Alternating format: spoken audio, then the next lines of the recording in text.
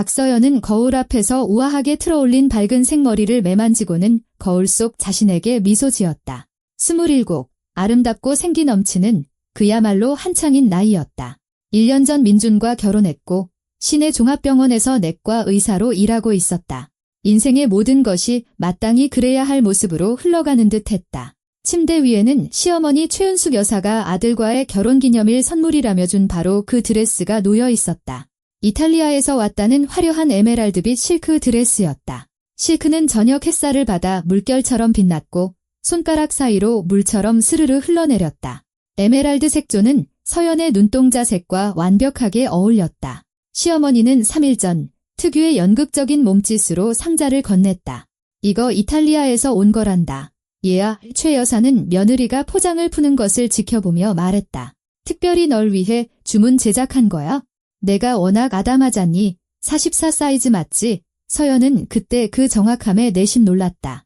그녀는 시어머니와 결코 가까운 사이가 아니었고 오히려 정중한 거리를 유지하는 편이었다. 최 여사는 노골적인 적대감을 드러내지는 않았지만 늘 어딘가 차가운 태도를 유지했다. 55이라는 나이가 무색하게 젊어 보이는 외모, 언제나 흠잡을 데 없는 옷차림, 단정한 머리 모양과 엄격한 몸가짐은 모든 상황을 통제하는 데 익숙한 사람이라는 인상을 주었다.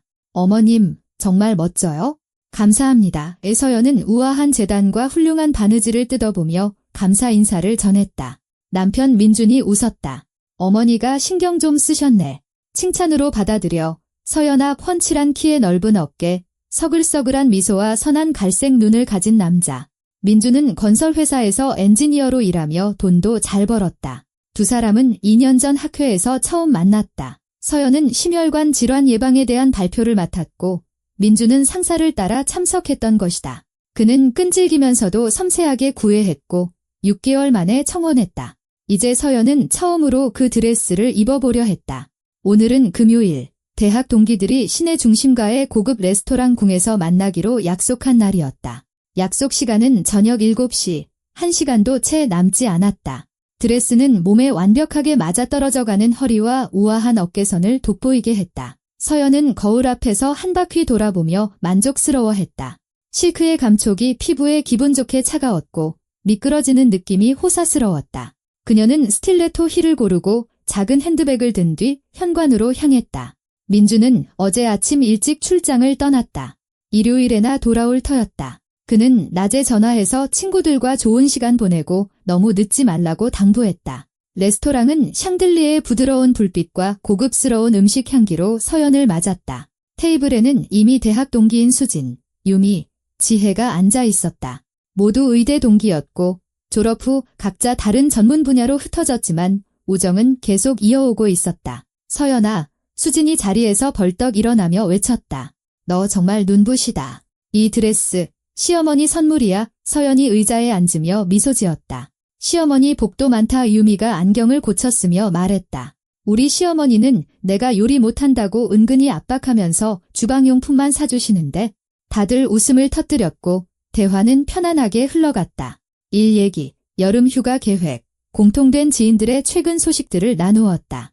웨이터가 주문한 음식과 와인을 가져왔고 시간은 눈 깜짝할 사이에 지나갔다. 외과 의사로 일하는 지혜는 지난주에 했던 어려운 수술 이야기를 들려주었고 소아과 의사가 된 수지는 진료실에서 겪은 재미있는 일화들을 나눴다. 연구원의 길을 택한 유미는 실험실의 새 프로젝트에 대해 이야기했다. 서연아, 내 결혼 생활은 어때? 사적인 이야기로 화제가 옮겨가자 지혜가 물었다. 최고야, 서연이 답했다. 민준 씨는 정말 다정하고 세심하고 잘 챙겨줘. 시어머니가 괴롭히지는 않고 수진이 덧붙였다. 우린 따로 살아서 자주 뵙지는 않아. 아주 깍듯하게 대해주셔. 사실 최 여사와의 관계는 여전히 수수께끼 같았다. 그녀는 결코 선을 넘거나 조언을 하며 간섭하지 않았지만 그렇다고 따뜻한 정을 보여주지도 않았다. 마치 영혼 없이 형식적으로 시어머니 역할을 수행하는 사람처럼 서연은 가까워지려 애썼다. 차를 마시자고 초대도 하고 안부를 물었지만 언제나 정중한 벽에 부딪혔다. 밤 10시가 가까워지자 친구들은 흩어지기로 했다. 힘든 한 주를 보낸 터라 모두 피곤했다. 계산을 마치고 레스토랑 밖으로 나오자 따뜻한 밤 공기가 그들을 맞았다. 5월의 끝자락, 만개한 신록의 향기가 상쾌하게 퍼져나가고 있었다. 불 밝힌 현관에서 조금 떨어진 곳에 작은 여자아이가 서 있었다. 검고 곱슬거리는 머리, 커다란 갈색 눈, 화려한 꽃무늬 치마. 9살이나 10살쯤 되어 보이는 거리의 아이였다. 아이는 낡은 나무 상자를 손에 들고 행인들을 쳐다보고 있었다. 어머, 저기 봐. 수진이 서연의 팔꿈치를 툭 치며 소리쳤다. 점 봐주는 앤가 봐. 우리 돈 주고 점이나 볼까? 진심이야. 유미가 피식 웃었다. 우린 의사고 과학을 믿는 사람들이잖아. 그게 뭐 어때서? 지혜가 웃었다. 재미 삼아 하는 거지? 서연이 민준 씨랑 미래나 점쳐보라고 하자. 친구들은 농담을 던지며 아이에게 다가갔다. 서연은 그 즉흥적인 장난에 미소 지으며 뒤를 따랐다. 수진이 아이에게 지폐 한 장을 내밀었다. 예쁜 아가씨, 내 친구 좀 봐줘. 아이는 말없이 돈을 받아 치마 주머니에 쑤셔 넣고는 서연에게 시선을 들었다. 그 순간 무언가 변했다. 아이의 얼굴이 일그러지고 미간이 찌푸려졌으며 눈에는 공포가 스쳤다. 아이는 급히 한 걸음 뒤로 물러섰다. 무슨 일이니? 서연이 놀라 물었다. 아이는 몇 초간 침묵하며 그녀를 훑어보더니 드레스로 시선을 옮겼다. 입술이 파르르 떨렸다. 당장 그 드레스 벗어요. 아이는 겁에 질린 전혀 아이답지 않은 목소리로 속삭였다. 찢어서 버려요. 친구들은 얼어붙었다. 얼굴에서 웃음기가 사라졌다. 서연은 등골이 서늘해지는 것을 느꼈다. 왜? 그녀는 애써 차분하게 물었다. 뭐가 보이는데? 죽음이요, 아이가 말했다. 그 목소리에는 너무나 강한 확신이 담겨 있어 섬뜩할 정도였다. 그 드레스는 죽음을 불러와요. 지금 당장 벗어요. 에이, 얘야. 수진이 억지 웃음을 지으려 했지만 웃음소리는 어색하게 나왔다. 그렇게 겁주지 마. 아이는 수진에게는 아랑곳하지 않았다. 오직 서연만을 쳐다봤고 그 눈빛에는 진심 어린 걱정이 담겨 있었다. 제 이름은 이다예요. 아이가 조용히 덧붙였다. 거짓말 아니에요? 느껴져요. 이 드레스는 위험해요. 아주 위험해요. 그만에 유미가 끼어들며 서연의 손을 잡았다. 가자. 돈 더 뜯어내려고 쇼하는 거잖아. 하지만 서연은 아이에게서 눈을 뗄 수가 없었다. 아이의 말투, 눈에 서린 공포가 너무나도 진짜처럼 느껴졌다. 이다는 돈을 더 달라고 하지도, 카드를 펼치지도, 연기를 하지도 않았다. 그저 경고하고 있었다. 제 말 들어요. 아이는 마치 드레스에 가까이 가기가 두렵다는 듯 한 걸음 더 뒤로 물러섰다. 이런 건 드물게 보이지만 보일 때면 항상 맞았어요. 그 드레스 벗어서 없애버려요. 제발요. 마지막 말은 거의 애원처럼 들렸다. 서연이 무언가 대답하려 입을 열었지만 아이는 휙 돌아서서 골목의 어둠 속으로 달려가 그림자 속으로 사라져버렸다. 이상하네, 지혜가 말했다. 아주 이상해. 잊어버려, 수진이 조언했다. 그냥 우연일 거야. 정신이 좀 이상한 애거나 아니면 어른들이 사람 겁주라고 시켰겠지? 앵벌이들이 별짓 다 하잖아. 서연은 고개를 끄덕였지만 마음속에는 불안한 감정이 남았다. 친구들과 헤어져 각자 택시를 탔고 서연은 집으로 가는 내내 아이의 말을 곱씹었다. 죽음. 드레스는 죽음을 불러온다. 아파트에 돌아온 서연은 옷을 벗어 드레스를 옷장에 걸고 샤워를 했다. 뜨거운 물이 긴장을 씻어내 주었고 그녀는 이 모든 것이 터무니없는 미신일 뿐이라고 스스로를 설득하려 했다. 과학적인 사고방식은 이런 신비주의를 배제해야 했다. 자정 무렵 잠자리에 들어 금방 잠이 들었지만 잠자리는 뒤숭숭했고 모호한 이미지와 불안한 느낌으로 가득했다. 서연이 잠에서 깬 것은 한밤중 배를 찌르는 듯한 극심한 통증 때문이었다. 시계는 새벽 3시를 가리키고 있었다. 일어나려 했지만 머리가 빙빙 돌았다. 속이 울렁거리며 구역질이 치밀었다. 화장실로 달려가 구토를 했다. 그리고 또 한 번 또 오서연은 차가운 타일 바닥에 주저앉아 배를 감싸 쥐었다. 통증은 점점 심해져 견딜 수 없을 정도가 되었다. 팔에는 붉은 반점이 돋아나 타는 듯이 가렵고 따가웠다. 거울을 보고는 경악했다. 얼굴과 눈꺼풀이 퉁퉁 부어 있었다. 피부에는 발진이 번지고 있었다. 떨리는 손으로 119에 전화를 걸었다. 몸이 안 좋아요. 그녀는 겨우 말을 뱉었다. 아주 안 좋아요. 식중독 같아요. 상담원이 질문을 던졌지만 서연은 거의 듣지 못했다. 통증이 파도처럼 밀려왔고 의식이 흐려졌다. 겨우 주소를 말하고 현관문을 열어둔 채 바닥에 쓰러졌다. 정신을 차렸을 땐 구급차 안이었다. 구급대원이 몸을 숙여 맥박을 확인하고 있었다. 혈압 낮고 맥박은 빠릅니다. 그가 누군가에게 말했다. 급성 중독으로 보입니다. 심각한 알레르기 반응 같아요. 병원에서는 그녀를 곧장 응급실로 옮겼다. 위세척을 하고 링거를 놓고 피를 뽑았다. 서연은 의식을 잃었다가 깨어나기를 반복하며 의료진이 나누는 대화의 조각들을 들었다. 독극물 검사 급히 의뢰해요. 간 수치가 높습니다. 뭘 먹었죠? 뭘 마셨습니까? 고통과 약물로 흐릿한 의식 속에서 서연은 민준을 떠올렸다. 그는 출장 중이다. 그녀에게 무슨 일이 일어나는지 모르고 있다. 간호사에게 말하려 했지만 혀가 굳어 말이 꼬였다. 남편. 전화. 그녀가 쉰 목소리로 말했다. 나중에요. 나중에. 간호사가 그녀를 안심시켰다. 지금은 환자분 상태를 안정시키는 게 최우선이에요. 아침이 되자 상태가 좀 나아졌다. 통증이 가라앉고 구역질도 멎었다. 서연이 눈을 뜨자 익숙한 얼굴이 보였다. 같은 병원에서 일하는 동료이자 독성학 전문의인 강소희였다. 소희, 선배. 서연이 쉰 목소리로 불렀다. 조용히, 무리하지 마. 강소희가 그녀의 손을 잡았다. 너 때문에 다들 죽는 줄 알았어. 무슨 일이야? 모르겠어요. 밤에 깼는데 끔찍하게 아팠어요. 민준 씨, 출장 중인데. 몰라요. 이미 연락했어. 강소희가 안심시켰다. 새벽에 전화했어. 지금 오는 중이야. 첫 비행기 탔대. 3시간 뒤면 도착할 거야. 서연은 안도하며 눈을 감았다. 민준이 오고 있다. 그가 곁에 있어 줄 것이다. 검사 결과 혈액에서 독소가 검출됐어. 강소희가 심각한 표정으로 말을 이었다. 희귀한 유기 화합물이야. 서연아, 너 혹시 평소와 다른 무언가랑 접촉했니? 새로운 음식을 먹거나 새 옷을 입거나. 그 순간 서연은 떠올렸다. 드레스. 그 에메랄드빛 드레스. 거리의 아이 이다의 말이 귓가에 메아리 쳤다. 당장 그 드레스 벗어요. 찢어서 버려요. 드레스. 그녀가 속삭였다. 어제 새 드레스를 입었어요. 처음으로. 시어머니 선물이었어요. 강소희는 미간을 찌푸렸다. 그거 이리 가져와야 해. 정밀 검사를 해봐야겠어. 그리고 서연아, 아주 조심해야 해. 일부 징물은 화학물질로 처리될 수 있어. 보통은 사고지만 가끔은 의도적일 수도 있거든. 서연은 차가운 기운이 가슴을 옥죄는 것을 느꼈다. 의도적으로. 누군가 의도적으로 드레스에 독을 묻혔다. 그리고 그 누군가는 바로 그녀의 시어머니였다. 민주는 정호가 가까워져서야 병실로 뛰어들어왔다. 머리는 헝클어져 있었고 얼굴은 창백했으며 눈에는 공포가 가득했다.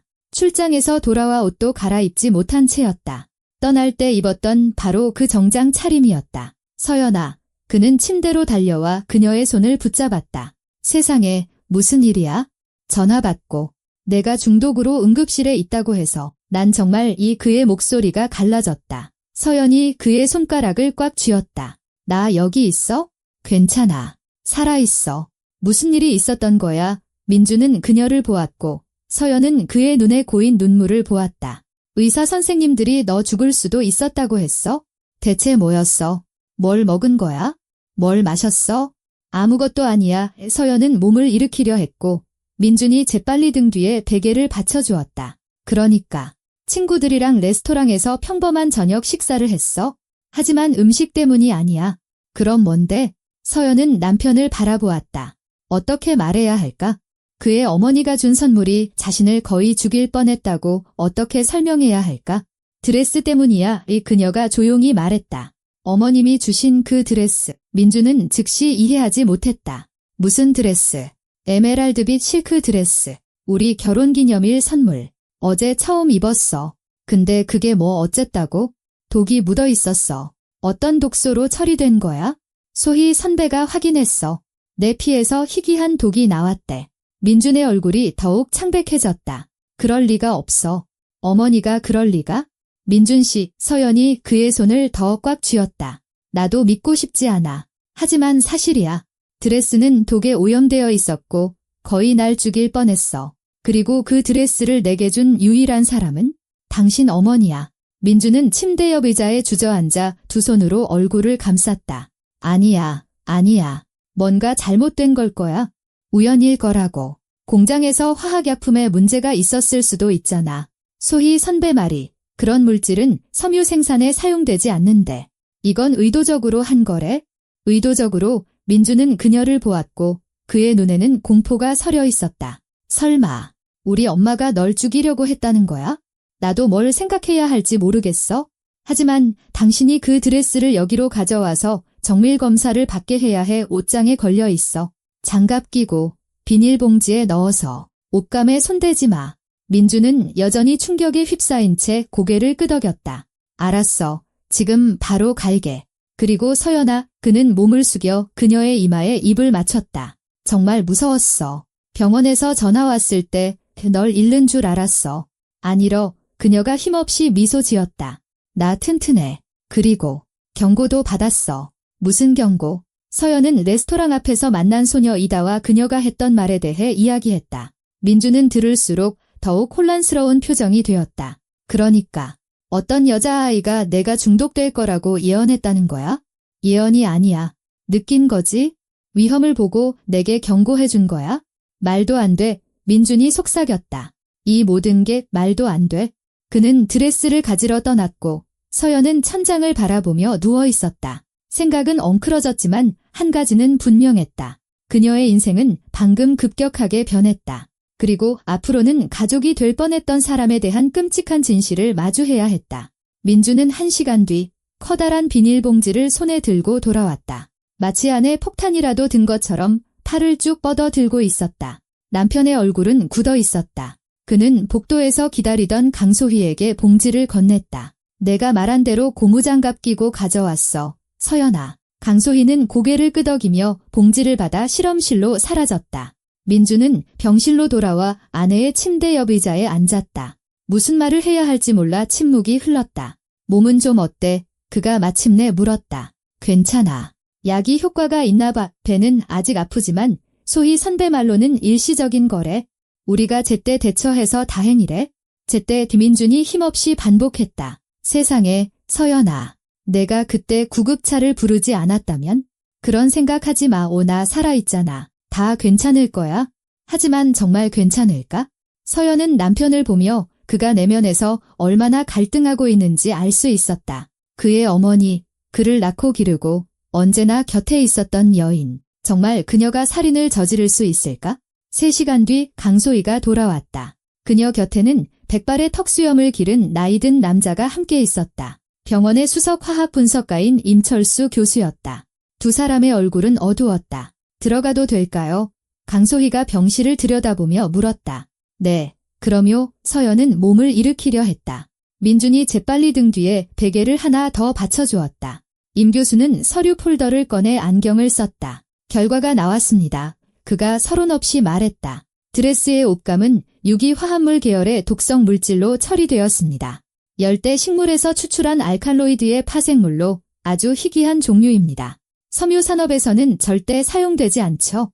농도가 높아 피부와 56시간 접촉할 경우 급성 중독 및 간 손상을 유발합니다. 반복적으로 착용하거나 더 오래 접촉했다면 돌이킬 수 없는 결과로 이어졌을 겁니다. 병실에는 숨막히는 침묵이 흘렀다. 민주는 하얗게 질린 얼굴로 한 점을 응시하며 미동도 없이 앉아 있었다. 그러니까 우연일 가능성은 없다는 말씀이시죠? 서연이 이미 답을 알면서도 물었다.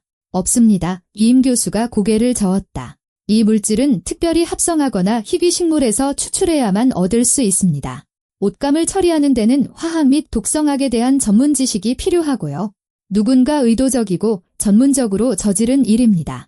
엄마 이민준이 쉰 목소리로 내뱉었다. 우리 엄마가 이 드레스를 줬어. 민준아. 강소희가 그의 어깨에 손을 얹었다. 얼마나 힘든지 이해해. 하지만 이 정보는 경찰에 넘겨야 해. 이건 살인 미수야. 잠깐만요. 서연이 손을 들었다. 경찰에 가기 전에 이유를 알아야 해요. 동기가 뭘까요?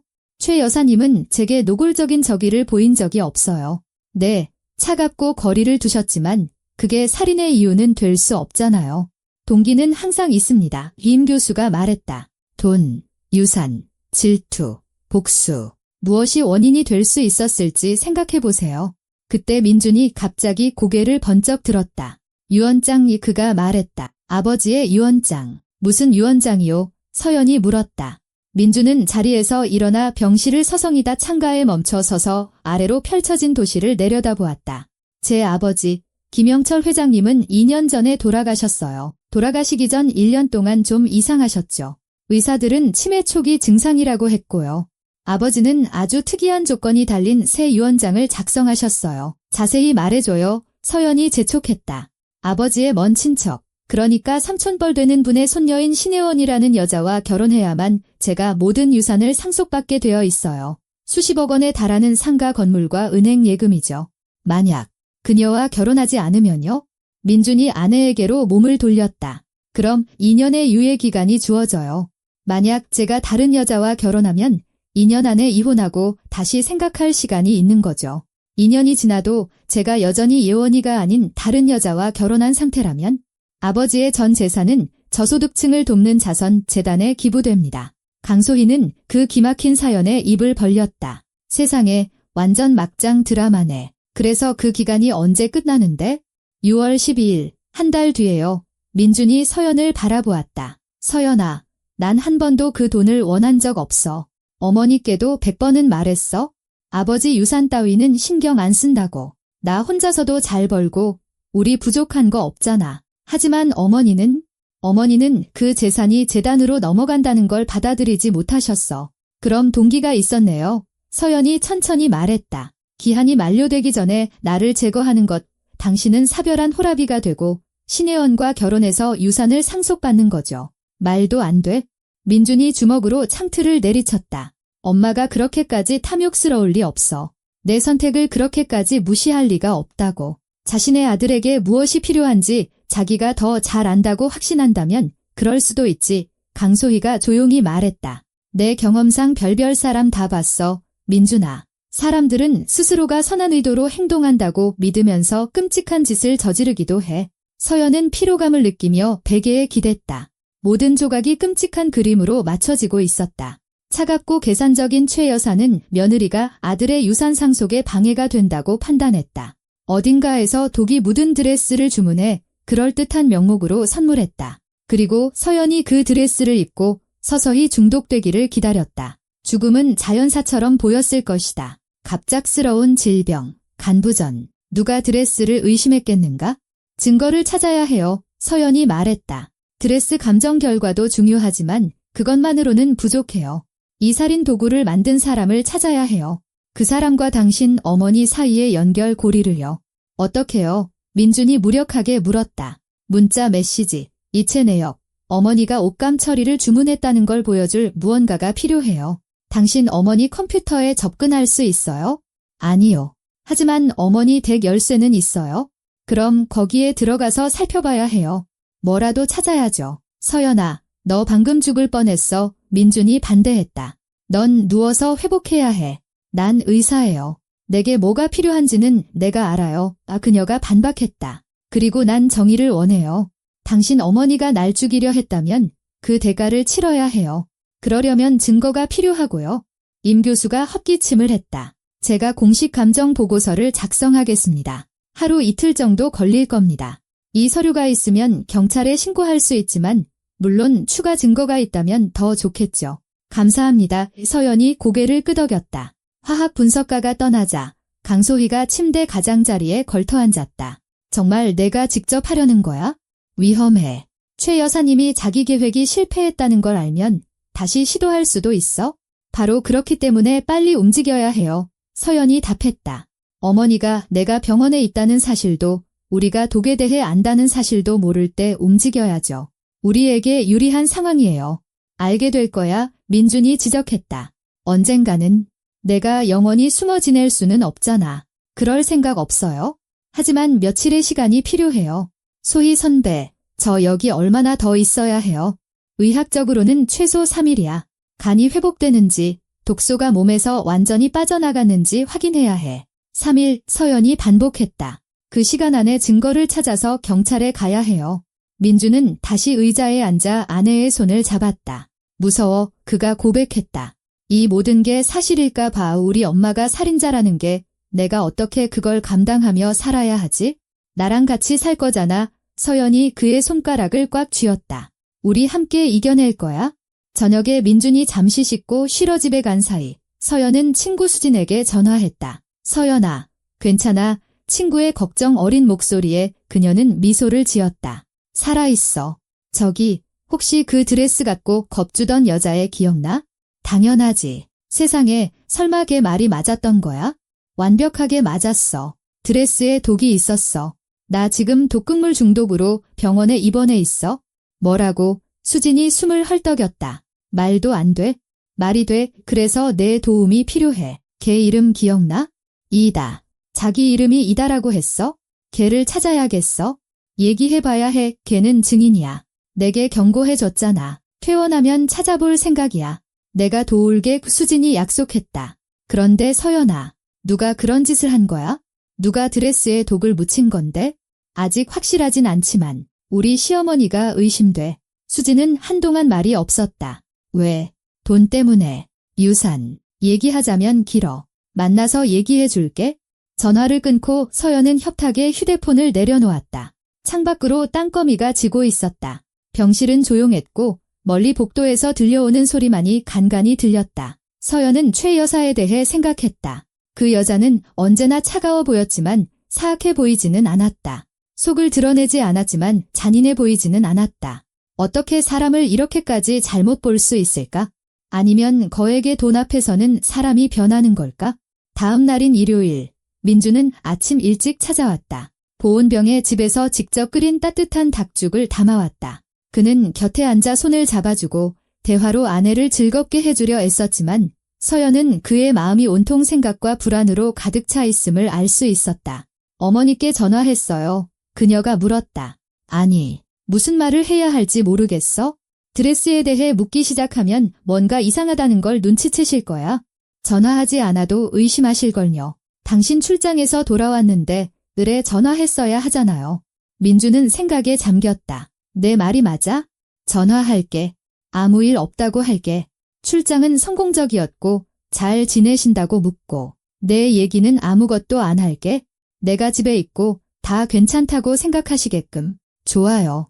그는 복도로 나갔고 서연은 대화의 조각들을 들을 수 있었다. 민주는 차분하고 침착한 목소리로 어머니의 안부를 물었다. 잠시 후 병실로 돌아왔다. 내 안부를 물으시더라. 괜찮다고. 요즘 일 때문에 바쁘다고 했어. 그랬더니 평소처럼 그러셨어. 정중하고 약간 차갑게.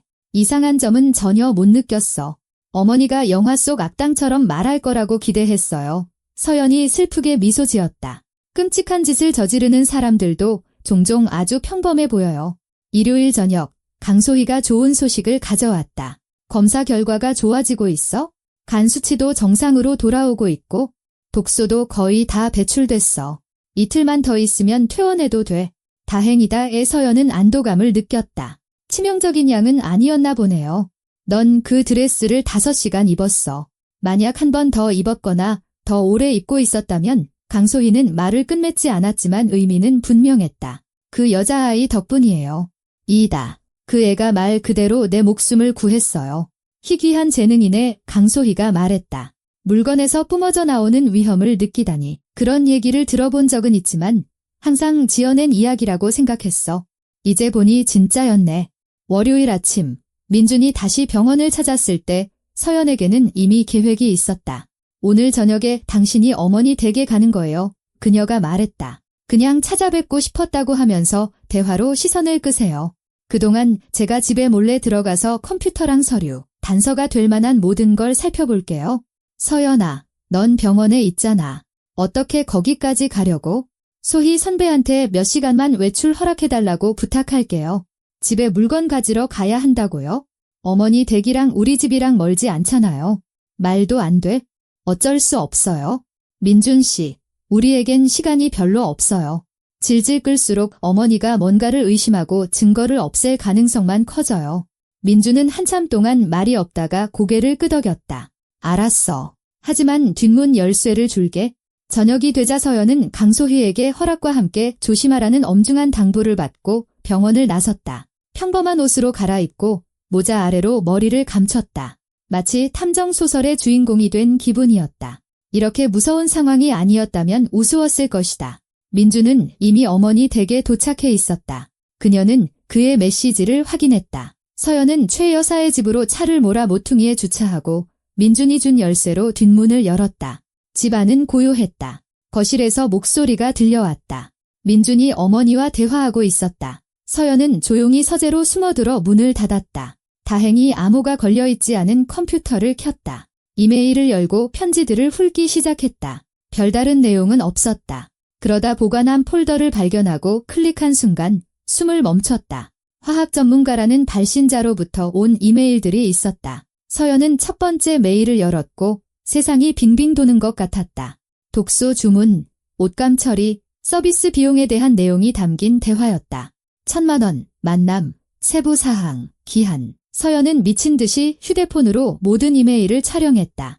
이것이 증거였다. 최 여사의 죄를 입증할 반박할 수 없는 명백한 증거. 그녀는 금융서류 폴더를 열어 거액의 이체 내역을 찾아냈다. 수취인은 조상훈. 이것 역시 촬영했다. 문 밖에서 발소리가 들렸다. 누군가 복도를 걸어오고 있었다. 서연은 모니터를 끄고 책상 밑으로 기어들어가 숨을 죽였다. 문이 열리고 최 여사가 들어왔다. 서연은 쥐죽은 듯 책상 밑 벽에 몸을 붙이고 앉아 있었다.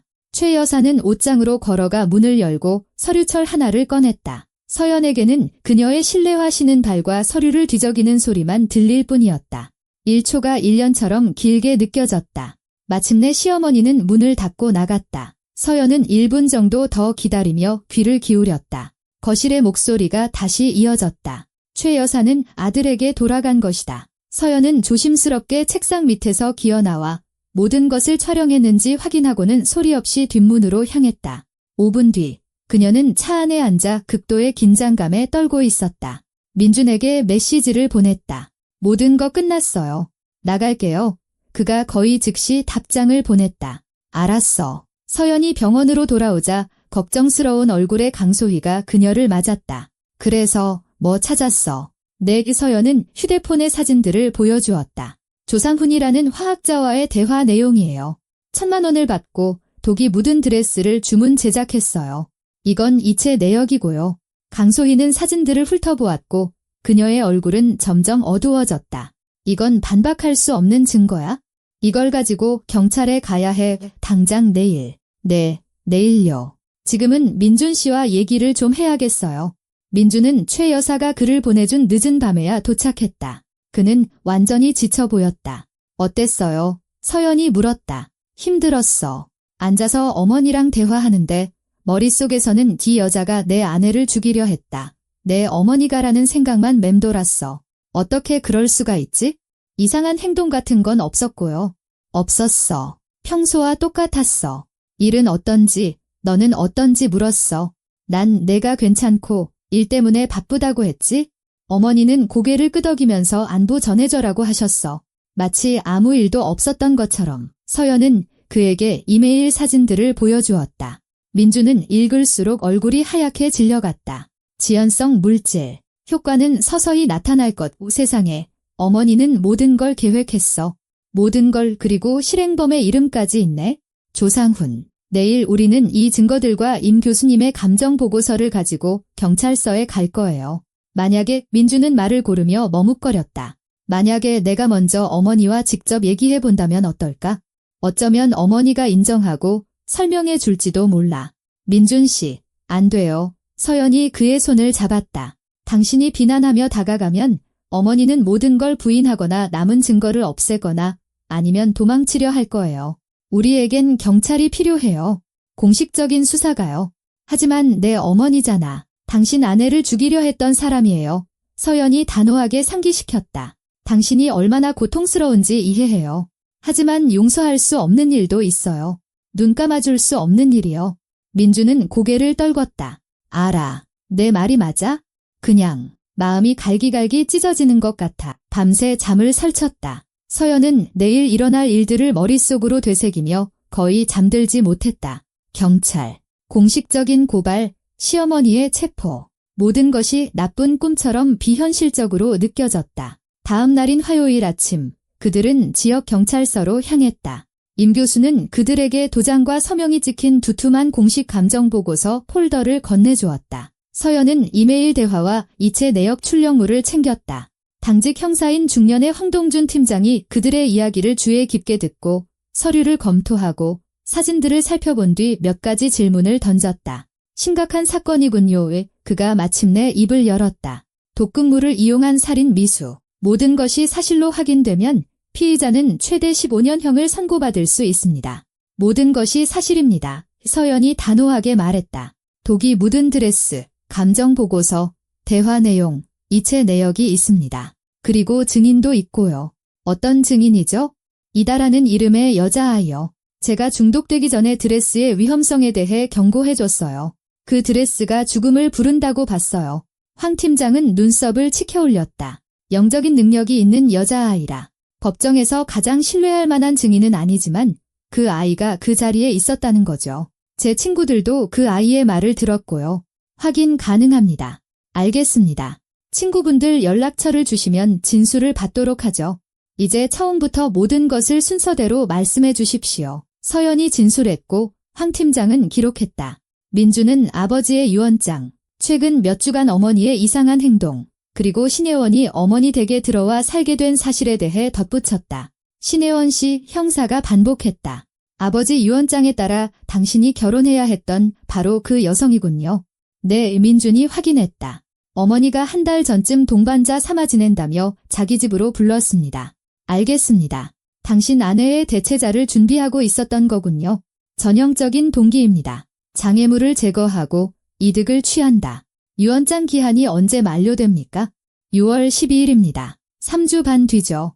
그럼 시간이 얼마 남지 않았군요.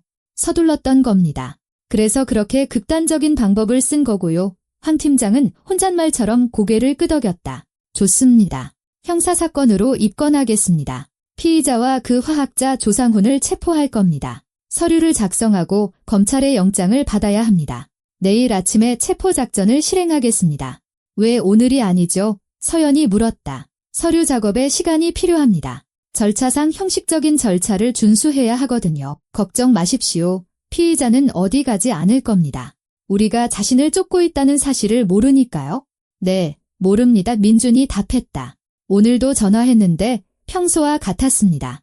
잘 됐습니다. 그럼 내일 아침에 움직이겠습니다. 경찰서를 나온 것은 점심시간이 훌쩍 지난 후였다. 서연은 안도감과 동시에 피로감을 느꼈다. 민주는 병원으로 돌아가는 내내 말이 없었다. 병원에 다시 안 돌아가도 돼. 그들이 병원 근처에 도착했을 때 그가 말했다. 소희 선배가 퇴원해도 된다고 했잖아. 하루만 더 있다가 갈래요? 내일까지. 당신 어머니가 체포될 때까지요. 그냥 만약을 위해서요. 민주는 서연이 두려워하고 있음을 이해하고 고개를 끄덕였다. 혹시라도 최 여사가 무언가 눈치채고 시작한 일을 끝내려 할까봐. 저녁에 서연은 병실에 누워 내일 일어날 일에 대해 생각했다. 체포, 수갑을 찬 시어머니, 수사, 재판, 감옥. 모든 것이 끔찍한 악몽처럼 비현실적으로 느껴졌다. 전화가 울렸다. 수진이었다. 여보세요, 수진아. 서연아, 안녕. 나 그 아이 찾았어. 이이다. 내일 오후에 만나고 싶으면 만나주겠대. 응, 만나고 싶어. 꼭 만나야 해. 그럼 2시쯤 유궁 레스토랑 앞으로 와. 내가 걔랑 같이 있을게. 고마워, 수진아. 이게 얼마나 중요한지 모를 거야? 그날 밤 서연은 잠을 더 잘 잤다. 내일이면 모든 것이 끝나고 정의가 실현될 것이라는 생각에 마음이 놓였다. 민주는 늦은 밤에 전화해서 자신도 잠을 이룰 수 없다며 머릿속으로 곧 닥칠 어머니와의 대면을 계속 되새기고 있다고 말했다. 어머니를 꼭 만나야 하는 건 아니에요. 서연이 말했다. 바로 만나지 않아도 돼요? 기다릴 수 있잖아요. 아니, 직접 들어야겠어.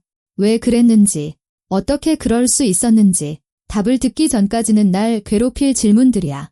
그럼 원한다면 제가 곁에 있을게요. 고마워, 여보. 당신이 없었으면 어쩔 뻔했는지 모르겠어. 수요일 아침은 황동준 형사의 전화로 시작되었다. 작전은 성공적으로 끝났습니다. 그가 보고했다. 최은숙 씨는 오전 7시에 자택에서 체포되었습니다. 같은 집에 있던 신혜원 씨도 동시에 체포했고요. 조상훈은 직장에서 검거했습니다. 사설화학연구소에서 일하고 있더군요. 세 사람 모두 현재 유치장에 있습니다. 서류 작업 중입니다. 어머님은 어떠세요? 서연이 물었다. 최은숙 씨는 충격을 받은 상태입니다. 변호사를 요구하며 현재까지 진술을 거부하고 있습니다. 신혜원 씨는 울면서 아무것도 몰랐다고 맹세하고 있고요. 반면에 조상훈은 모든 것을 자백하고 상세한 진술을 하고 있습니다. 의뢰인과의 대화 녹음 파일도 가지고 있다고 하더군요. 녹음 파일이요? 서연이 놀랐다. 내우 고객과의 모든 대화를 녹음기에 녹음했다고 합니다. 자신의 안전을 위해서라고 하더군요. 이제 우리는 서신뿐만 아니라 최은숙 씨가 독살의 세부 사항을 논의하는 음성 녹음 파일까지 확보했습니다. 그럼 절대로 빠져나가지 못하겠네요. 전혀 가능성 없습니다. 사건은 명백합니다. 오늘 공식 진술을 위해 경찰서로 오셔야 합니다.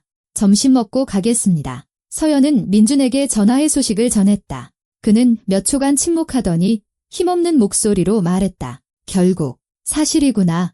우리 엄마가 내 아내를 살해하려 한 혐의로 체포됐어. 민준 씨, 제가 지금 갈게요. 같이 경찰서 가야 해요. 그는 1시간 뒤에 도착했다. 눈은 충혈되어 있었고 얼굴은 수척했다.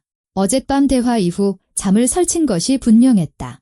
서연이 그를 앉아 그는 마치 기댈 곳을 찾은 듯 그녀에게 몸을 기댔다. 밤새 생각했어. 그가 말했다. 어린 시절을 떠올렸어. 엄마가 나한테 어떻게 했는지. 항상 차갑지만은 않았어. 아버지가 살아계실 땐 다른 사람이었어. 어쩌면 아버지의 죽음이 어머니 안에 무언가를 부서뜨렸는지도 몰라. 그게 변명이 될 수는 없어요. 서연이 부드럽게 말했다. 슬픔이 살인할 권리를 주지는 않으니까요. 알아. 그냥 이해하려고 애쓰는 거야? 어떻게든 설명을 찾아보려는 거지? 강소희가 퇴원 서류를 들고 병실로 들어왔다. 이제 자유야. 그녀가 서연에게 말했다. 검사 결과도 좋고 간도 회복되고 있어? 처방해준 약 계속 먹고 2주 뒤에 검사 받으러 와. 고마워요. 선배. 모든 게요. 천만에. 몸 조심하고 조심해. 서연은 옷을 갈아입고 짐을 챙겨 민준과 함께 경찰서로 향했다. 가는 길에 이다와의 약속이 생각났다. 경찰서 갔다가 이궁 레스토랑에 가야 해요. 그녀가 말했다. 수진이가 그 아이를 찾았대요. 나도 같이 갈게. 직접 고맙다고 말하고 싶어. 경찰서에서 황동준 형사가 그들을 맞았다. 그는 두꺼운 서류 처리 노인 사무실로 그들을 안내했다. 조상훈이 모든 것을 자백했습니다. 그가 말했다. 자, 대화 녹음 중 하나를 들어보시죠. 그가 녹음기를 켰다. 최은숙의 건조하고 사무적인 목소리가 흘러나왔다. 물질이 즉시 작용하면 안 돼요. 점진적으로 자연스러운 병처럼 보이게 해야 합니다. 더 젊은 조상훈의 목소리가 이어졌다. 알겠습니다. 가능합니다. 하지만 경고하는데 반복적으로 접촉하거나 옷을 오래 입으면 결과는 돌이킬 수 없습니다. 간부전, 사망에 이를 가능성이 높습니다. 최은숙의 목소리가 망설임 없이 답했다. 좋아요. 바로 내가 원하던 겁니다. 진행하세요. 민준의 얼굴이 하얗게 질렸다. 서연은 그의 손을 꽉 쥐었다. 어머니는 알고 있었어. 그가 속삭였다. 그게 널 죽일 거라는 걸 알면서도 동의했어. 유감스럽지만 그렇습니다. 황 형사가 고개를 끄덕였다. 이런 녹음 파일이 5개나 있습니다. 최 씨는 세부 사항을 논의하고 가격을 흥정하고 눈에 띄지 않게 해달라고 보장을 요구했습니다. 이것은 계획적인 행동의 100% 증거입니다. 살인 미수죠. 서연이 정정했다. 네, 법적으로는 미수입니다. 하지만 처벌은 여전히 무겁습니다. 8년에서 15년까지 가능합니다. 그들은 공식 진술을 하고 조서에 서명했다. 절차는 몇 시간이 걸렸다. 황 형사는 체계적이고 꼼꼼하게 모든 세부 사항을 기록했다. 한 가지 더 있습니다. 주요 부분이 끝났을 때 그가 말했다. 조상훈은 다른 3사람에게도 비슷한 주문을 수행했다고 진술했습니다. 이 사건들에 대한 수사를 시작하고 있습니다. 어쩌면 당신의 사건이 연쇄범죄를 밝히는데 도움이 될지도 모릅니다. 그럼 그는 전문적인 독살범이었군요. 민준이 물었다. 사실상 그렇습니다. 사설연구소에서 일하면서 희귀 화학물질에 접근할 수 있었고 자신의 지식을 범죄 목적으로 사용한 거죠. 현재 최근 3년간의 그의 모든 접촉을 조사하고 있습니다. 그들이 경찰서 건물을 나설 때는 이미 오후 2시가 가까워지고 있었다. 이다랑 약속에 늦겠어요. 서연이 깨달았다. 수진이한테 전화해서 늦는다고 말해줘요. 수진은 이해한다며 기다리겠다고 했다. 그들은 이궁 레스토랑에 도착했다. 수진은 입구에서 작은 여자아이와 함께 서 있었다. 이다는 그날과 같은 화려한 치마를 입고 있었지만 어딘가 수줍어 보였다. 서연을 보자 아이는 소심하게 미소 지었다. 안녕. 서연이 다가갔다. 고마워. 내가 내 목숨을 구했어? 제 말을 들으셨어요? 드레스를 벗었나요? 응, 바로는 아니었지만 그래서 중독되기는 했어. 하지만 의사 선생님들이 도와주셨어. 내가 경고해주지 않았다면 난 그 옷을 또 입었을 거고 그럼 너무 늦었을 거야. 이다는 진지하게 고개를 끄덕였다. 알았어요. 아줌마 주위에 검고 무서운 죽음이 보였어요. 어떻게 그게 가능한 거니? 민준이 물었다. 아이는 생각에 잠겼다. 아주 위험한 걸 보면 제 속이 차가워져요. 그리고 알아요. 이건 나쁜 거라고. 만지면 안 된다고. 멀리 가야 한다고. 그런 걸 자주 느끼니? 아니요. 드물게요. 한 달에 한 번, 가끔은 더 드물게. 그리고 항상 사람들에게 경고해줘. 노력은 해요. 하지만 많은 사람들이 듣지 않아요. 내가 거짓말한다고, 돈을 원한다고 말해요. 이다는 슬프게 고개를 떨궜다. 서연은 돈이 든 봉투를 꺼냈다. 나는 들었어. 그리고 너에게 감사해. 이건 너와 내 가족을 위한 거야.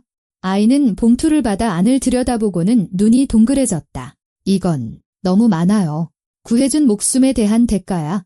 솔직히 말하면 부족하지? 서연이 미소 지었다. 그리고 내게 선물도 사주고 싶어. 뭐 갖고 싶니?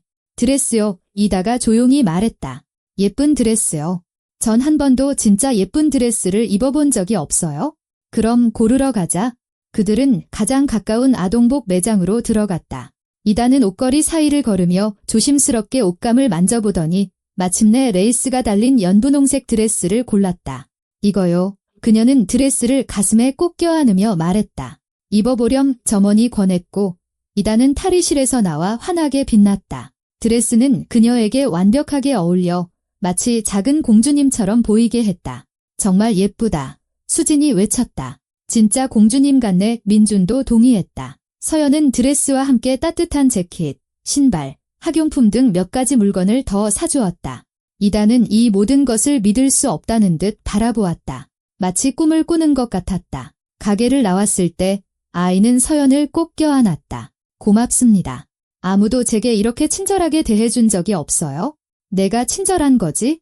널 듣지 않을 위험을 무릅쓰고 낯선 사람을 도왔잖아. 서연은 아이의 머리를 쓰다듬었다.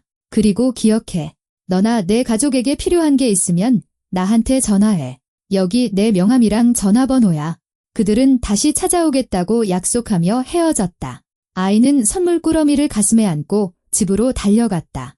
저녁에 서연과 민주는 집 소파에 앉아 있었다. 최 여사가 체포된 후의 첫날이 끝났다. 앞으로는 수사와 재판, 사법 절차의 모든 형식이 기다리고 있었다.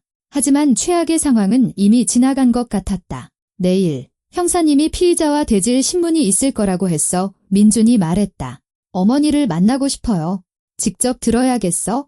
왜 그랬는지, 어떻게 당신과 나에게 그럴 수 있었는지. 나도 같이 갈게요. 함께 가요. 당신은 그녀의 설명을 들을 권리가 있어요. 당신은 피해자고 나는 그냥 당신들 사이에 끼어있던 사람일 뿐이에요. 서연은 고개를 끄덕였다. 내일은 자신을 죽이려 했던 여자와 대질 신문을 해야 한다. 무서웠다. 하지만 필요한 일이었다. 다음 날 서연과 민주는 11시에 경찰서에 도착했다. 민주는 지쳐 보였다. 그는 밤새 잠을 못 자고 부엌에 앉아 커피를 마시며 창밖만 바라보았다. 서연은 그의 마음속에서 어떤 폭풍이 몰아치고 있는지 이해했다. 친어머니가 돈 때문에 살인을 저지를 수 있다는 사실을 깨닫는 것은 사람을 무너뜨리는 일이다. 잠시 기다린 후 그들은 대질 신문실로 안내되었다. 최은숙이 이미 그곳에 있었다. 그녀는 꼿꼿하게 등을 펴고 돌처럼 굳은 얼굴로 책상에 앉아 있었다. 아들을 보자 그녀는 움찔했지만 곧 평정을 되찾았다. 민준아, 그녀가 불렀고 목소리에는 애원이 섞여 있었다. 이 사람들에게 이건 오해라고 말해줘. 오해요. 민주는 어머니를 처음 보는 사람처럼 쳐다보았다. 어머니는 제 아내를 죽이려 했어요? 그냥 겁만 주려고 했어. 최은숙의 입에서 말이 터져나왔다. 스스로 떠나게 하려고, 너랑 이혼하게 하려고. 드레스에 독극물 처리를 의뢰한 사실을 인정하십니까? 형사가 물었다. 최은숙은 자신이 실언했음을 깨닫고 입을 다물었다. 옆에 앉아있던 변호사가 그녀의 어깨에 손을 얹었다. 제 의뢰인은 모든 사실관계가 밝혀질 때까지 진술을 거부합니다. 너무 늦었습니다. 황 팀장이 말했다. 자백은 이미 나왔습니다. 우리는 실행범과의 대화 내용, 이체 내역, 드레스 감정 결과를 가지고 있습니다. 옷감에 처리된 물질은 충분한 농도에서 며칠 내로 간 괴사와 사망을 유발할 수 있습니다. 이것은 명백한 살인 미수입니다. 난 그녀의 죽음을 원하지 않았어. 최은숙이 평정을 잃고 소리쳤다. 병들게 하고 싶었을 뿐이야. 겁먹고 떠나게. 조상훈이 그 양은 안전하고 일시적인 불편함만 유발할 거라고 약속했단 말이야.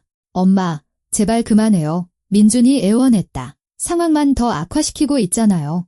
하지만 최은숙은 마치 본물이 터진 듯 했다. 그녀는 말에 숨이 막힐 듯이 쏟아냈다. 넌 이해 못해. 한 달 뒤면 모든 걸 잃게 돼. 수십억 원이 어떤 재단으로 넘어가 버린다고. 내 아버지는 유언장을 쓸 때 아팠어. 하지만 난 법정에서 그걸 무효로 만들 수가 없었어. 이미 공증인에게 모든 서류를 인증받고 정신감정까지 통과했단 말이야. 내가 예원이랑 결혼하지 않으면 그 돈을 받을 자격이 없다고 했어? 내가 이 여자 때문에 빈털터리가 되는 걸 그냥 두고 볼 수가 없었어. 아버지 돈 필요 없어요. 민준이 주먹으로 책상을 내리쳤다. 몇 번이나 말해야 알아들으시겠어요? 지금은 그렇게 말하겠지? 나중엔 후회할 거야. 내 친구들은 부자가 되는데 너는? 그만하십시오. 형사가 그녀의 말을 끊었다. 최은숙 씨, 당신은 살인 미수 혐의로 체포되었습니다. 최대 15년의 징역형을 받을 수 있습니다. 그런데 아직도 돈 생각만 하시는군요. 최은숙의 얼굴이 하얗게 질렸다. 15년. 제가 죽이지 않은 건 피해자가 제때 의료 지원을 받았기 때문일 뿐입니다. 감정 결과, 독이 묻은 옷감과 계속 접촉했다면 돌이킬 수 없는 간 손상이 일어났을 겁니다. 그녀는 끌려나갔다. 민주는 두 손에 얼굴을 묻은 채 앉아 있었다. 서연이 그의 어깨를 감쌌다. 집에 가요. 그녀가 조용히 말했다. 복도에서 한 젊은 여자가 그들을 따라잡았다. 신혜원이었다. 교도관이 그녀의 팔을 잡고 있었지만 그녀는 소리칠 틈을 놓치지 않았다. 다 저 여자 짓이에요. 최은숙 여사님이요. 저한테 약속했어요. 한 달 뒤면 민준 씨가 자유로워질 거고 우리가 결혼할 거고 제가 부자가 될 거라고요. 전 드레스에 대해선 아무것도 몰랐어요. 맹세해요. 들어가시죠. 교도관이 그녀를 끌었지만 신혜원은 계속 소리쳤다. 그 여자가 날 이용했어요. 일도 그만두게 하고 자기 집으로 이사와서 기다리게 했어요. 이제 난 어떡해요? 이제 난 어떡하냐고요. 문이 그녀 뒤로 닫혔다. 서연은 남편을 보았다. 아무래도 신혜원은 공범이 아니었던 것 같네요. 그냥 어리석었던 거지. 민준이 지친 목소리로 말했다. 헛된 약속을 믿고 자기 행복만 기다린 거야? 형사가 그들을 따라 나왔다. 신혜원 씨는 독살 시도에 대해 몰랐다는 사실을 확인했습니다. 그가 알렸다. 하지만 그녀는 피의자의 아파트에 있었고 당신들의 이혼 계획에 대해 알고 있었습니다. 증인으로 신문받고 풀려날 겁니다. 그 화학자는 어떻게 됐나요? 서연이 물었다. 조상훈은 모든 것을 자백했습니다. 최은숙이 지연성 물질로 옷감 처리를 의뢰했다고 확인했습니다. 사설연구소에서 일하면서 희귀 화학 물질에 접근할 수 있었죠. 전과는 없지만 이런 종류의 주문을 받은 게 처음은 아니었습니다. 재판은 언제 열리나요? 민준이 물었다. 몇 달 뒤입니다. 모든 감정을 마치고 증거 기반을 구축해야 합니다. 하지만 사건은 명백합니다. 자백, 대화 내용, 물적 증거. 당신 어머니는 오랫동안 교도소에 가게 될 겁니다. 그들은 거리로 나왔다. 날은 맑고 화창했다. 5월이 끝나가고 있었다. 곧 여름이 올 것이다. 서연은 마음의 무거운 짐이 벗겨지는 것을 느꼈다. 그녀는 살아남았다. 최은숙은 더 이상 그녀를 죽이려 하지 않을 것이다. 위험은 지나갔다. 이제 어떡하지? 차에 타자 민준이 물었다. 이제 우린 계속 사는 거야. 서연이 답했다. 함께. 그리고 유산은 당신 아버지가 원했던 대로 자선재단에 가게 둬요. 어쩌면 아버지는 아프셨을 때 우리가 생각하는 것보다 더 현명하셨을지도 몰라요. 민주는 고개를 끄덕였다. 그들은 말없이 집으로 향했다. 다음 날인 수요일, 서연은 직장으로 복귀했다. 동료들이 질문을 던지며 그녀를 맞았다. 병가를 낸 기간은 짧았지만 소문은 이미 퍼져 있었다. 강소희가 상황을 윗선에 보고했고 서연은 지지를 받았다. 몸은 좀 어때? 점심시간에 그녀의 사무실로 찾아온 강소희가 물었다. 괜찮아요. 간도 회복되고 있고 검사 결과도 정상으로 돌아오고 있어요. 다행이다. 정신적으로는 힘들겠지? 특히 민준 씨가. 그는 어머니를 잃었어요. 육체적으로는 아니지만 정신적으로요. 대신 아내를 지켰잖아. 강소희가 지적했다. 그게 더 중요하지? 네, 그도 그렇게 말해요. 하지만 그가 얼마나 고통스러워하는지 보여요? 시간이 약이지. 시간이 지나면 상황을 받아들일 거야. 서연은 고개를 끄덕였다. 그녀는 그러길 바랐다. 일주일 뒤 형사가 다시 전화했다. 감정이 완료되었습니다. 최은숙은 자신의 죄를 완전히 인정하지 않고 있습니다. 살인은 원하지 않았고 단지 겁을 주려 했다고 주장합니다. 하지만 증거는 반박할 수 없으며 검찰은 최고형을 구형할 것입니다. 조상훈은 모든 것을 자백했습니다. 황 팀장이 보고했다. 그는 다른 세 사람에게도 비슷한 주문을 수행했다고 합니다. 그들 모두 현재 수사 중입니다. 당신의 사건이 연쇄범죄의 고리를 끊는 계기가 되었습니다. 그럼 우리 자신만 도운 게 아니었네요. 서연이 생각에 잠겨 말했다. 그렇습니다. 당신의 결단력과 경찰에 신고하는 것을 두려워하지 않은 용기에 감사드립니다. 저녁에 서연은 발코니에 앉아 차를 마시며 노을 지는 하늘을 바라보았다. 민준이 나와 그녀 곁에 앉았다. 기분은 어때? 그가 물었다. 괜찮아. 그냥 모든 게 얼마나 이상하게 얽혔는지 생각하고 있었어. 만약 그 여자아이가 아니었다면, 만약 우리 친구들이 그 애를 그냥 지나쳤다면, 만약 내가 그 아이의 경고를 듣지 않았다면? 그런 생각하지 마. 민준이 자신에게도 차를 따랐다. 중요한 건 우리에겐 모든 게 잘 끝났다는 거야. 어머니에겐 안 좋게 끝났지만 그건 어머니가 선택한 길이야. 돈이 어머니의 눈을 멀게 했어. 가장 중요한 게 뭔지 잊어버리게 한 거지. 그게 뭔데? 가족, 사랑. 진정한 부는 은행 계좌에 있는 게 아니라는 것. 서연이 그를 향해 돌아섰다. 2주 뒤면 유언장 기한이 만료돼요. 후회 안 해요. 안 해. 민주는 망설임 없이 답했다. 단 1초도. 그 돈은 정말 필요한 사람들에게 가게 더 가난하고 어려운 사람들에게. 아버지는 아프셨을지 모르지만 그 결정은 옳았어. 만약 사람이 돈 때문에 사랑을 배신할 준비가 되어 있다면 그는 그 돈을 받을 자격이 없는 거야. 현명한 말이네요. 난 이번 며칠 동안 많은 걸 배웠어. 무엇보다 내가 가진 것의 소중함을. 당신, 우리 삶, 우리 사랑. 그들은 서로를 껴안고 석양을 바라보았다. 도시 어딘가의 유치장에서 최은숙은 자신의 실수에 대해 생각하고 있을 것이다. 어딘가에서 신혜원은 결코 자기 집이 되지 못한 곳을 떠나며 짐을 꾸리고 있을 것이다. 어딘가에서 조상훈은 다른 범죄들에 대해 진술하고 있을 것이다.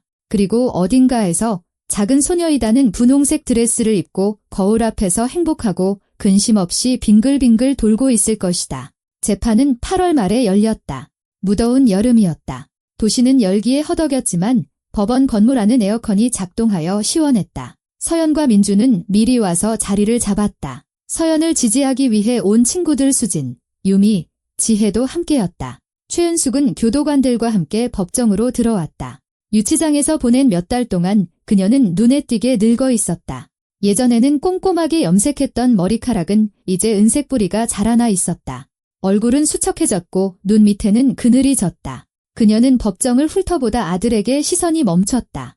민주는 시선을 피했다. 재판은 3일간 진행되었다. 검사는 체계적으로 혐의를 설명하고 조상훈과의 대화 내용, 이체 내역, 독극물 감정 결과, 서연의 건강 상태에 대한 의료 소견서 등 증거를 제시했다. 조상훈은 증인석에서 거래의 모든 세부 사항을 확인하며 증언했다.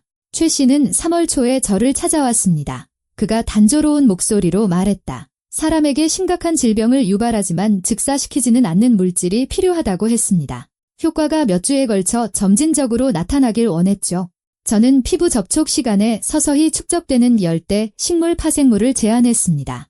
그것이 죽음으로 이어질 수 있다는 것을 알았습니까? 검사가 물었다. 네, 저는 의뢰인에게 장기간 접촉 시 치명적인 결과가 초래될 수 있다고 경고했습니다. 그녀는 바로 그것이 필요하다고 답했습니다. 즉, 최 씨는 치명적인 결과의 가능성을 이해하고 있었다는 거군요. 물론입니다. 최은숙이 자리에서 벌떡 일어났다. 거짓말. 당신은 그 양이 안전하고 일시적인 불편함만 유발할 거라고 했어. 피고인은 정숙을 유지해 주십시오. 판사가 엄하게 말했다. 계속하세요. 조상훈 씨. 저는 결코 그 양이 안전하다고 말한 적이 없습니다. 조상훈은 감정 없는 눈으로 최은숙을 바라보았다. 저는 정직하게 결과에 대해 경고했습니다. 의뢰인은 정보를 인지하고 작업을 계속하라고 지시했습니다. 최은숙의 변호사인 나이든 남자는 증언의 이의를 제기하고 모순점을 찾으려 했지만 사실은 명백했다. 감정 결과 드레스의 독극물 농도는 1015시간 착용 시 돌이킬 수 없는 간 손상을 일으키기에 충분했다. 서연은 이틀째 되는 날 증언했다. 그녀는 선물을 받은 일, 친구들과의 만남, 소녀 이다의 말에 대해 이야기했다. 중독 증상과 응급실 후송, 병원에서의 검사에 대해 설명했다. 드레스를 입은 후 몸에 이상을 느꼈습니까? 검사가 명확히 물었다. 내의 밤의 구토와 의식상실로 입원했습니다. 평생 없었던 심한 알레르기 반응이 나타났습니다. 쇠약감, 발열도 있었고요. 혈액검사에서 독소가 검출되었습니다. 그 드레스를 얼마나 오래 입고 있었습니까? 5시간 정도요. 그것만으로도 심각한 중독을 일으키기에 충분했습니까? 네, 의사 선생님들이 제가 드레스를 한두 번 더 입었다면 돌이킬 수 없는 결과가 있었을 거라고 했습니다. 최은숙은 침울한 표정으로 앉아 있었다. 검사가 서연에 대한 신문을 마치자 피고인 측 변호사가 질문했다. 피해자께서는 제 의뢰인과 갈등이 있었습니까? 다툼이나 의견 차이가 있었나요? 아니요. 우리는 거의 교류가 없었지만 정중하게 지냈습니다. 그렇다면 왜 당신 생각에 그녀가 당신의 죽음을 바랐을까요? 그녀의 고인이 된 남편의 유언장 때문입니다. 그 사건이 있은 지 한 달 뒤 그녀의 아들이 저와 이혼하고 유산을 상속받기 위해 승인된 후보자와 결혼할 수 있는 기간이 만료될 예정이었습니다. 하지만 당신의 남편은 그 유산이 필요 없다고 진술했는데요. 그의 어머니는 다르게 생각했습니다. 아들에게 무엇이 필요한지 자신이 더 잘 안다고 판단했죠. 민주는 3일째 되는 날 증언했다. 그에게는 말하기가 힘든 일이었다. 목소리가 갈라졌다. 그는 아버지의 유언장, 어머니의 이상한 행동, 그리고 최은숙이 신혜원을 집에 들이고 이혼을 끈질기게 강요했던 일에 대해 이야기했다. 아내를 사랑하십니까? 검사가 물었다. 네, 아주 많이요. 그리고 그녀를 위해 수십억 원을 포기할 준비가 되어 있었습니까? 이미 포기했습니다. 6월 12일에 유언장 기한이 만료되었습니다. 아버지의 전 재산은 그가 원했던 대로 저소득층을 돕는 자선, 재단에 기부되었습니다. 법정 안에 웅성거림이 퍼졌다. 최은숙은 두 손으로 얼굴을 감쌌다. 그럼 모든 게 헛수고였구나. 그녀가 조용히 말했지만 마이크가 그 말을 잡아냈다. 모든 게 헛수고였어. 판사는 3일째 되는 날 저녁에 평일을 위해 퇴정했다. 모두 복도에서 기다렸다. 서연은 민준의 손을 잡고 그가 떨고 있는 것을 느꼈다. 2시간 후 그들은 다시 법정으로 불려 들어갔다. 모두 기립해 주십시오. 재판장님 입정하십니다. 서기가 알렸다. 판사가 판결문을 낭독했다. 최은숙은 특별한 잔인성과 탐욕적인 동기로 살인을 미수한 죄로 유죄가 인정됩니다. 징역 8년을 선고합니다. 최은숙이 휘청거렸다. 그녀는 민준을 향해 돌아섰다. 입술이 움직였지만 아무 소리도 들리지 않았다. 민준은 바닥을 응시하며 미동도 없이 앉아 있었다. 조상훈은 징역 6년을 선고받았다. 그들은 끌려나갔다. 사람들이 흩어지기 시작했다. 서연과 민준은 움직일 힘도 없이 앉아 있었다. 8년 민준이 속삭였다. 어머니가 출소하면 63이 되겠네. 어머니는 날 죽이려 했어요. 서연이 조용히 상기시켰다. 당신이 어차피 받지도 않을 돈 때문에요. 알아. 그냥 내 어머니잖아. 아무리 끔찍한 짓을 저질렀어도 그래도 아파. 그들은 거리로 나왔다. 태양은 무자비하게 내리쬐고 있었다. 서연의 친구들이 입구에서 기다리고 있었다. 괜찮아. 수진이 그녀를 안으며 물었다. 피곤해. 하지만 이제 다 끝났어. 어디 가서 좀 앉자. 지혜가 제안했다. 너희들 기분 전환이 필요해. 그들은 근처 카페에 들어가 시원한 음료를 주문하고 주의를 돌리려 애쓰며 다른 주제에 대해 이야기했다. 점차 민주는 긴장이 풀리며 대화에 참여하기 시작했다. 유미가 실험실에서 있었던 웃긴 이야기를 하자 그는 미소 짓기도 했다. 있잖아요. 잠시 침묵이 흘렀을 때 서연이 말했다. 이번 일에 대해 많이 생각해봤는데 한 가지 깨달은 게 있어요. 뭔데? 수진이 물었다. 돈이 사람을 파괴하고 괴물로 만들 수 있다는 거요? 시어머니는 평범한 사람이었어요. 악당이 아니라. 하지만 탐욕, 통제하려는 욕구, 자신이 더 잘 안다는 확신. 이 모든 것이 재앙을 불러왔어요. 행복은 돈으로 살 수 없지. 지혜가 고개를 끄덕였다. 진부한 말이지만 사실이야. 아버지가 옳았어. 민준이 창밖을 보았다. 유언장을 쓰실 때 아버지는 그걸 이해하고 계셨던 거야. 돈 때문에 사랑을 배신할 준비가 되어 있다면 그 돈을 받을 자격이 없다고. 이상하게도 아프셨을 때가 건강하셨을 때보다 더 현명하셨네. 때로는 병이 사물의 본질을 드러내기도 해. 유미가 말했다. 모든 허울을 벗겨내고 진실을 보여주는 거지. 그들은 저녁까지 카페에 앉아 있다가 헤어졌다. 서연과 민주는 집으로 돌아왔다. 아파트는 조용하고 시원했다. 에어컨이 하루 종일 작동하고 있었다. 이제 어떡하지? 민준이 소파에 주저앉으며 물었다. 이제 사는 거야? 서연이 곁에 앉았다. 일하고 계획을 세우고 삶을 즐기는 거지. 어머니 없이 당신에겐 내가 있잖아. 그리고 언젠가는 아이들도 생기겠지? 당신의 가족은 우리야. 어머니는 그분은 선택을 하신 거야. 잔인하고 잘못된 선택을. 민주는 고개를 끄덕이며 아내를 끌어당겼다. 널 잃을까 봐 너무 무서웠어. 독에 대해 내가 죽을 수도 있었다는 걸 알았을 때 그건 악몽이었어. 하지만 난 죽지 않았어. 특별한 재능을 가진 작은 아이 덕분에 그 애 한번 찾아가 봐야겠어. 혹시 더 도와줄 게 있을지도 몰라. 좋은 생각이야. 그들은 서로를 껴안고 침묵에 귀를 기울였다. 창밖으로 여름 저녁이 저물고 있었다. 도시는 천천히 땅거미 속으로 잠겨들었다. 어딘가의 교도소에서 최은숙은 새로운 삶, 살인 미수의 대가로 8년을 치러야 하는 수감자의 삶을 시작하고 있었다. 어딘가에서 신혜원은 부에 대한 헛된 꿈을 잊으려 애쓰며 새 직장을 구하고 있을 것이다. 어딘가에서 조상훈은 탐욕이 자신을 철창으로 이끌었다고 생각하며 형기를 살고 있을 것이다. 그리고 서연과 민주는 그저 함께 있었다. 그리고 그것이 그들에게 필요한 전부였다. 일주일 뒤 그들은 이다가 사는 동네를 찾아갔다. 새로운 선물과 과자, 책, 스케치북, 물감을 가져갔다. 아이는 기쁘게 그들을 맞았다. 어떻게 지내? 서연이 물었다. 좋아요. 그 드레스는 특별한 날에 입어요? 다들 제가 공주님 같대요. 넌 공주님이야. 민준이 미소 지었다. 사람들을 구하는 공주님. 전 그냥 느껴요. 이다가 어깨를 으쓱했다. 그건 제 마음대로 되는 게 아니에요. 넌 침묵할 수도 있었는데 나에게 경고해줬어. 서연이 반박했다. 그건 용기야. 친절이고.